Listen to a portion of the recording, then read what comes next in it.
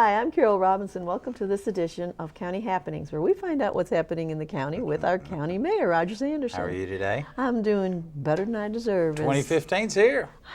Where did 2014 go? I think they've started taking months out of the year. I won't disagree with. I was telling one of my kids the other day. They were asking the question during the holiday season, and it just seems like yesterday we were having the first Christmas with one of the grandkids, and they said, "How quick life goes on." I said, "Wait till you get some snow on top of that hair. Yeah. It just flies. It goes by. faster every year." Unbelievable. And so many things have come. I do want to make a small announcement that talking about how fast things move. One of the things we have in Williamson County, Carole, that we use is called the assessed value. Mm-hmm. And the assessed value, if I can use an example and say that a home that's got a value of $400,000, well, we take 25% of that residential value. It's more if it's commercial, it's about 40%. But in our example, if you had a $400,000 home, you took 25% of that, that's $100,000 that literally goes on the rolls. We call that the assessed value. And it's that $100,000 that your land taxes are based on. Yes, ma'am.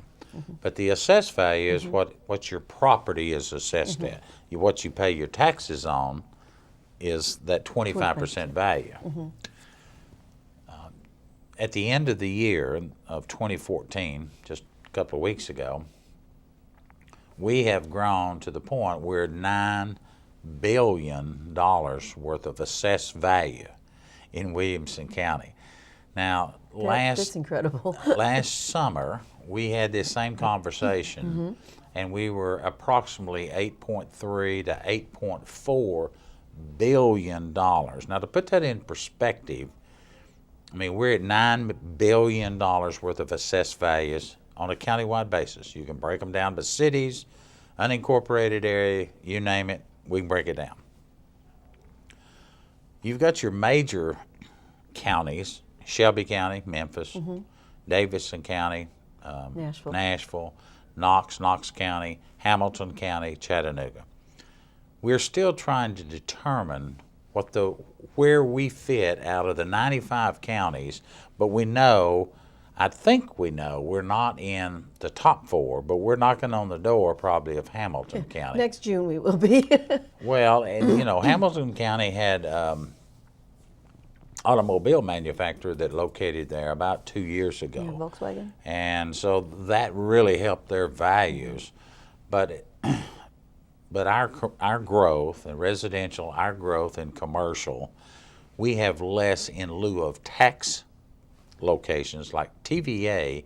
They don't pay taxes like you and I do. They pay in lieu of tax based on some usage, and they pay it to their cities in the unincorporated area. They're called utility in lieu of taxes. But you take a place like TVA, which their headquarters in Chattanooga, and a huge presence in Knoxville. Those are large institutions that don't pay the full value. Yeah, and their presence is usually along the river where it's prime land. Yeah. But I think it's when you think of Williamson County, been around since 1799. You and I know it's the real growth that's occurred in Williamson County is since about 1985, 1986, when then a company called Saturn came to Murray County. And it's not a planet. And it's not a planet. And actually it's nothing anymore. Yeah. It's General Motors. General Motors, and they make the crossover vehicle. But that was the period of time in 1985 and 86 that we began to see the values change. We began to see education change. We began to see a new era that said we wanted more for our people. And today, we're still the fastest growing county. We're a very large portion of the sales tax base of the state of Tennessee. We are, I don't know that we're the pretty girl at the dance. I think Rutherford County and Wilson County, all these counties, Davidson County, phenomenal growth in what they're doing to attracting people to come to work there. But you need good jobs, you need good paying jobs, you need a good infrastructure to get around. We're a little weak in that. We're growing too fast to keep up with that. And you're trying to find solutions to these things. Just this week, our sales tax all across the state was up, about $100 million more than what they thought for the year. So the first 7 months of the state's process, well, ours is the same way. We're up. And we really don't have all those hard numbers. These are real soft numbers for the Christmas sales. Here we are in mid-January, and they're still close. People are not even having to pay their tax liabilities yet for their Christmas sale. They don't have to reimburse it until towards the 15th and the 20th of the month. So a lot of these numbers are sales numbers, not actual revenue numbers as you would receive. But if you're out there and you're wondering, how's Williamson County comparing? We're comparing good. We're either number 1 or number 2 in unemployment, lowest in the state, which means there's good jobs. There's plenty of jobs here. A lot of them are very specialized. We don't have a good workforce issue base. In other words, more and more employers continue to tell us the young men and women, or the old men and women we're hiring, they're having to spend an enormous amount of time on getting them trained the way they want to do things. I don't know that's any different than when our parents and you and I were growing up. Today, though, it's more intense training because of the IT side, right? The technology side. Even just when you and I were young pups, working on cars was much easier now. Everybody was working on their own cars, and now even my husband can tear a car apart and put it back together again. But with all the technical stuff, a lot of that stuff he has to send out. Well, we're seeing our high school students graduate. We're having more to graduate in this county than we've ever seen. That's a real credit to the teachers and the programs that are there. I know there's a lot of discord. There's always going to be discord in what we teach and how we teach it. And it's only because people want the best. They want the best. And in this county, you can get a good education in the public arena. Our Franklin Special School District, our K through 8s, whether Franklin Special or Williamson County, you can get a good curriculum and you can get a good sound base. But again, it still falls upon the parents to encourage their children to learn the information that's being presented to them. I think methods of testing will change. I think the rules that were out 3 and 4 and 5 years ago, we're finding out, education people are finding out, well, maybe we didn't need to do it that way. The same that you and I, we learned. That way forever. It's ebb tides is like the ocean. It comes in, it goes out.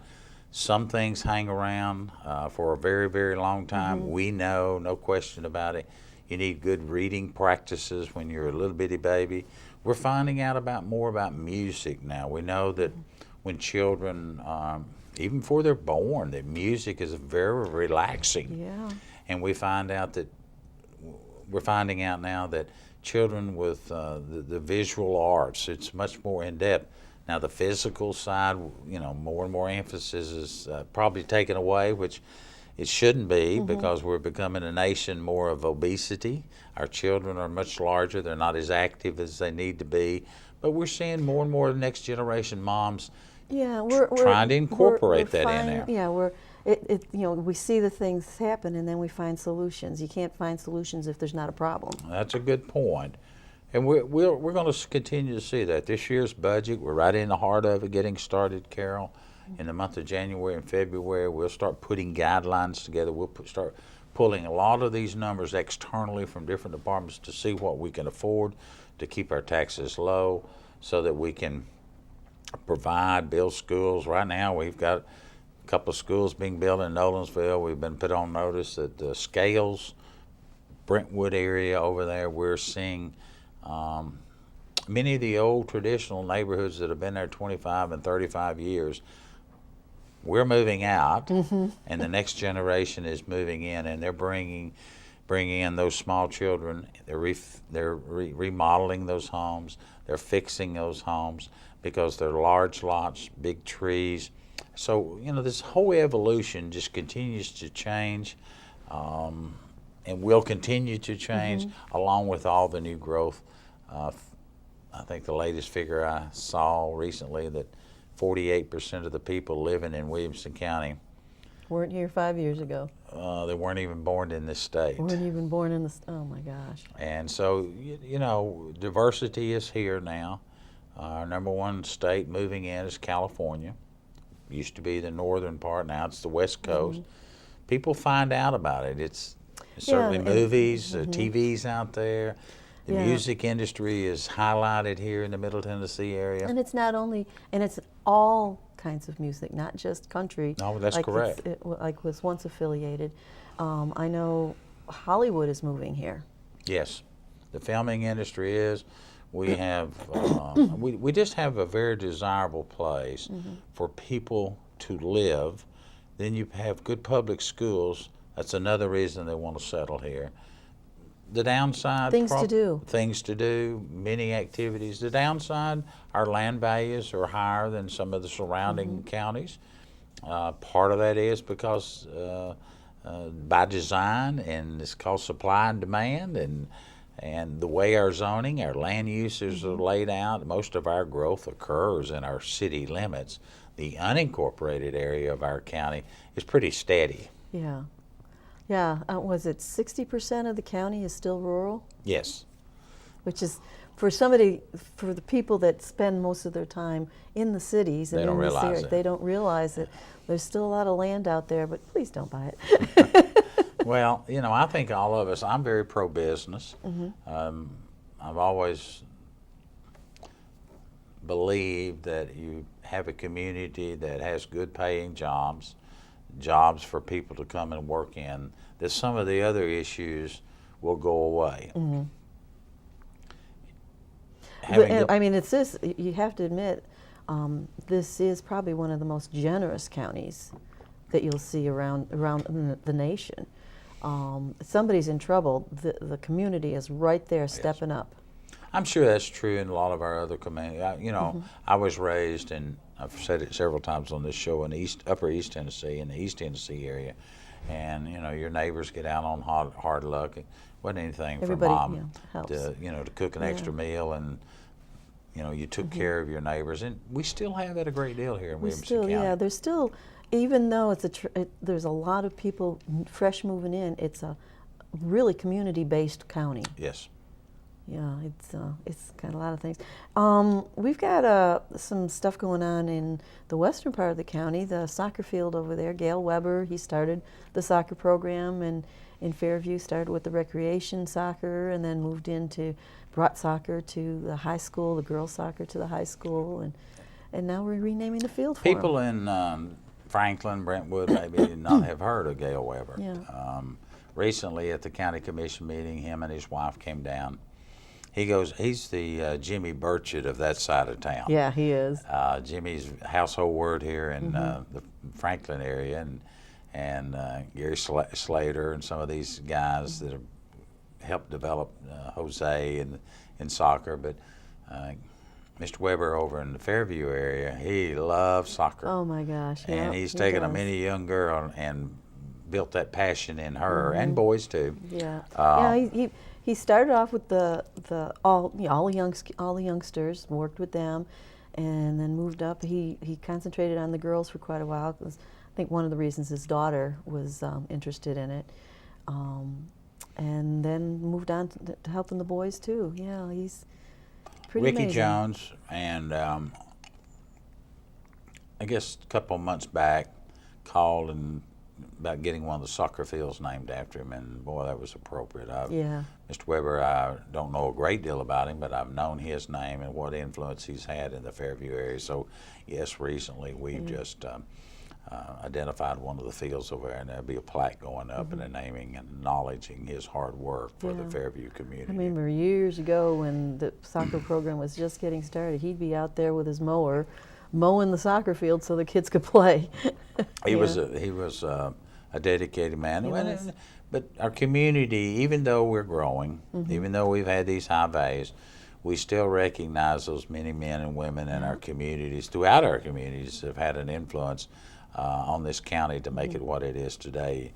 You know, it's still strange for me after 5 months, the election is filed, Judy Hayes did not run, and it's still hard for me to kind of look up there and not see Judy Hayes.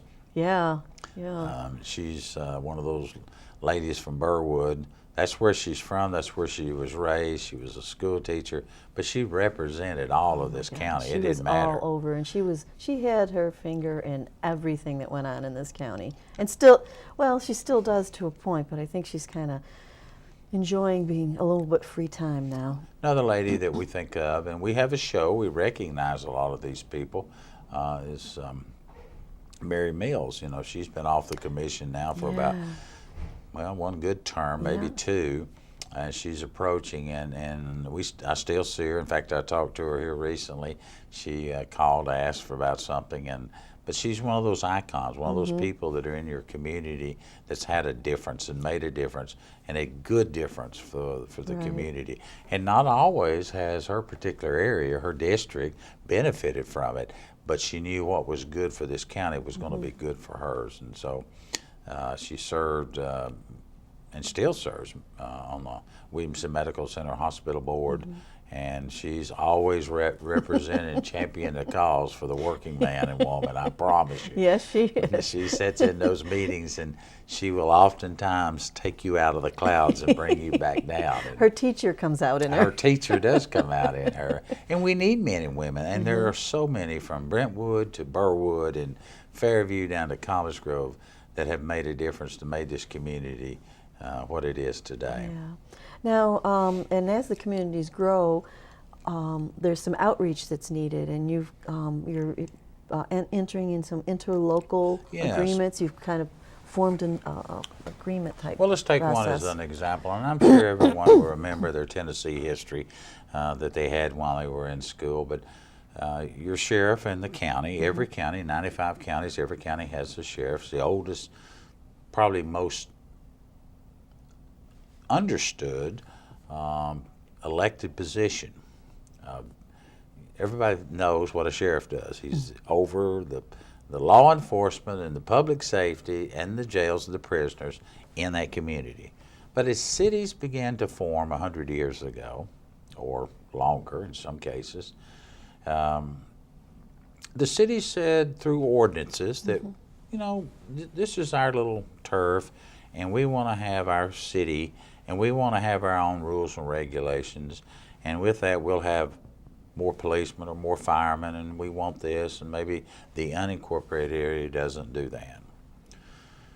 So these cities incorporate themselves, and so we have 6 cities now. We've had 6 cities for, I guess, close to 20 years now. I think the last city that was incorporated was Thompson Station. You might could correct me on that. Might be Nolensville. Right. Yeah, I'm trying to think of which one incorporated last. But regardless, one or the other. When the county, let's say there's an incident inside a city, cities as a normal rule have law enforcement, men and women in that community. Their local city taxes pay for that. Now, we give credits to those folks that are inside the city because we don't want to double dip or double charge, and all communities do that. But sometimes the small cities, through not being fully developed, they're immature cities, but they're growing, and they really can't afford some of the things that they've got to have. They want them, but they can't afford them. So when they get them started, they have a fire department with only a couple of full paid, and the rest is volunteer. But under law enforcement, we're talking about some of our cities may have a couple of men and women, but there may be something that requires the sheriff to still respond into that city. And so we do interlocal agreements so that if a smaller city like Thompson Station or Nolensville or Spring Hill, any of those cities, and Spring Hill has their own fire, their own police, just like Franklin, Brentwood, but there's a need for cities sometimes to call upon the unincorporated area or another city. It's also a need for the counties to call upon some of our city partners to come out. Well, you run interlocal agreements, and really the interlocal agreement is just a legalistic way to fine-tune the liability at where you're at the time of something that should happen. And so, because there's different rules and regulations between cities and counties and how we run, how we offer jurisdictional territories, and how we deal with our men and women in an employment contract through being an employee of the county. So when you do these interlocals, first of all, you're saying, if you're in Fairview, I'm in Franklin, I need help, off we go, no questions asked. First priority is your home base, but let's send the extra troops over there to help out, and vice versa. And now we've defined, we know exactly who's in charge. If we send county folks to the city, the county folks operate under the city's rules and regulations the best they can. Now, And vice versa. and vice versa. So we have these interlocal agreements all over the county, and every now and then we have to renew them because that still has to be voted on either by the local alderman, the city alderman, or the city commissioners, whatever they call themselves, and with our county commissioners. So we've just recently, we're going through that cycle, and we've done Nolensville, we've done one for Fairview, and we'll be doing them for Thompson Station and all of our departments. That's probably extra work. 50 years ago, people said, we're glad to help you out. Yeah. Today, we're glad to help you out, but we've got to do the paperwork too. And As a former insurance agent, you well, totally get it. you know, part of we pick on lawyers. Lots of jokes about lawyers. Hey, they're kind of like politicians. But, Lots of jokes about them, too. a lot of jokes about the men and women that we have this profession. But at the end of the day, it's always best to have pieces of paper drawn up. I wish that we could just shake hands and go on about our business, but that's not the way we do things anymore. And we just have to dot the I's and cross the T's. Yeah. Now let's get back to we were talking about the budget earlier and kind of got walked around the table a little bit. How do you see the county now? We went through some really tough times a few years ago. We've started bouncing back. Are we heading towards where we were in the late 90s, or are we? I wouldn't say 90s. I don't know that we'll ever see the growth that we had from 95.6 to about 205. That was unprecedented growth. And all of us were, it's kind of like we've been thrown into the ocean and we're just treading water trying to keep our head above. I think we're in the ocean, but this time we've got a lifeguard. You got a life preserver. I got a life preserver, and I think we have. We learn from a lot of the mistakes we made. A man or a woman that tells you they didn't make any mistakes is probably not telling you the truth, because we all found out that there was a better way to do than what we had been doing. So yes, we are back on par to 2004 and 2005 building permit numbers in all of our cities and all of our unincorporated area. Certainly some parts of our city are continuing to just blow, as they say, blow the top off the ceiling. In Franklin, their commercial development all along the Carruthers Parkway. This is where businesses want to locate. This is where That's people where the want to be. transportation is. So we're spending quite a bit of time and some money, but more time trying to get our arms around how do we handle all this traffic. I don't have an answer for you, but we'll come up with solutions. Now, and has the county come to a point where you said you're not treading water anymore? You've got a lifeline. We have a plan. In the time when there's all this coming down, you're just keeping even. You can't even think of extra stuff.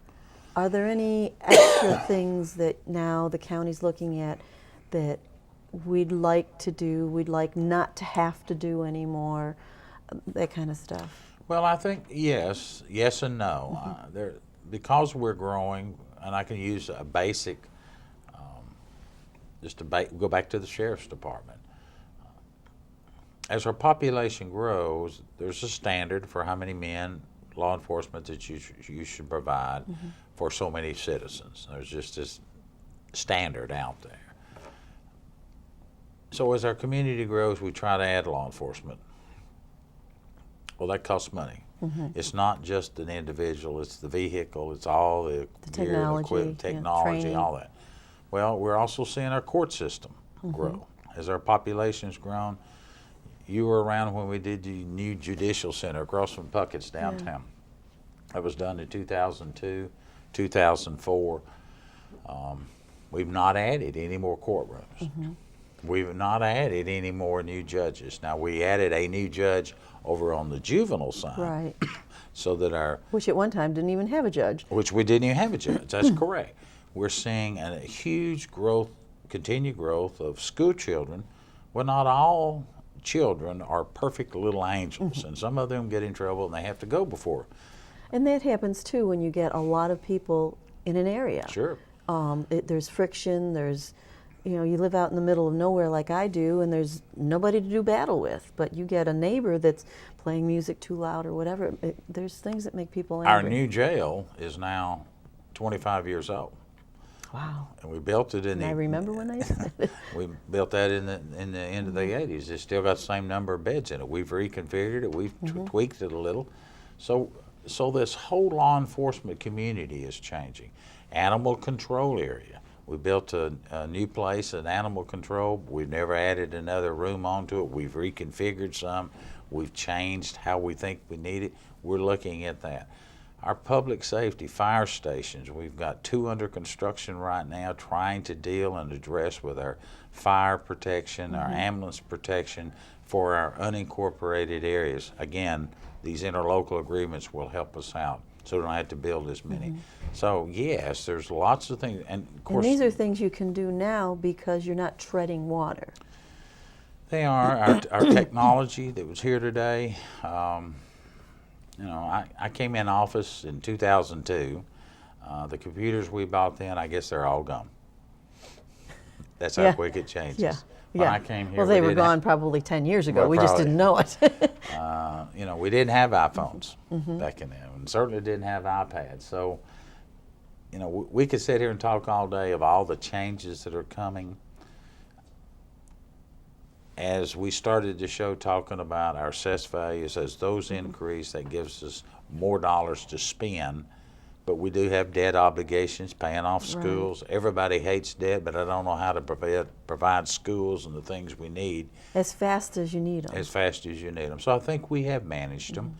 We've maintained to keep our Moody's AAA bond rating thanks to the county commissioners, thanks to our budget department, thanks to our school. There's a lot of people to thank on that, but it's good management, and it's good to always lay those out and see, we did make some mistakes, now let's fix them, but we'll make some more down the road. Right. Because you're always blazing new trails. Trying to.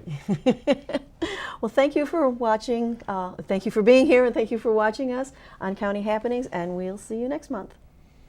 Have a good one.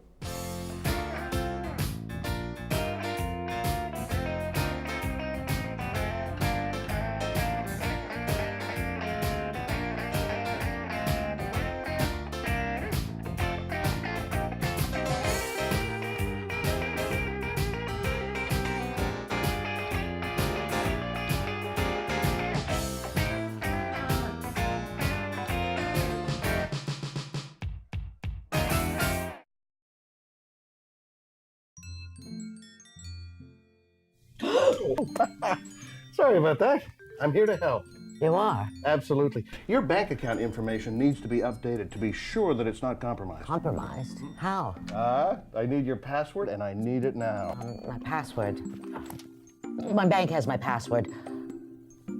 Something here doesn't seem right. What? I can't quite put my finger on it. Trust issues, huh? Once we figure this whole thing out, maybe we could grab a cup of coffee. If you give me your credit card number, I could even order something for us right now. Whoa. Are you fishing for information? This isn't what it looks like. Easy on the fin. OnGuardOnline.gov has tips to help you guard against internet fraud, to secure your computer, and protect your personal information. To be more secure online, log on to OnGuardOnline.gov. Stop, think, click.